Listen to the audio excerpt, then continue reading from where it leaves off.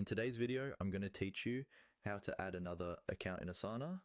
This is really useful if you use Asana with different organizations, clients, or email addresses, and you want to switch between them quickly without logging in and out every time.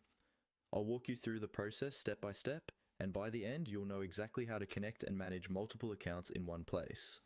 First, make sure you're logged into Asana in your web browser and you're on any main page, like your home or My Tasks view. Look toward the upper right corner of the screen. There, you'll see your profile icon.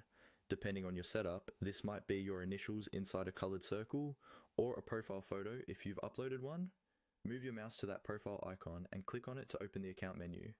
When the menu drops down, you'll see options related to your profile and settings. In that same menu, look for the option that says Add Another Account. This is the key feature that lets you connect an additional Asana account under the same browser session. Go ahead and click on Add Another Account. As soon as you click it, Asana will guide you with on-screen prompts. These prompts may vary slightly, depending on whether you're adding an account from the same email provider, like another work email, or a completely different one.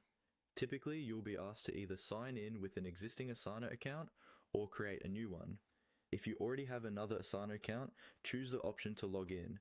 Enter the email address associated with that account, then follow the usual login process. You may be asked to enter a code sent to your email or complete any additional verification steps your organization has set up. Take your time here and make sure you're using the correct email so you link the right account. If you're creating a new account instead, follow the prompts to enter your email and any required details. Asana will walk you through the initial setup, like confirming your email and setting basic preferences. Just continue clicking through the prompts until you're taken into the Asana workspace for that account.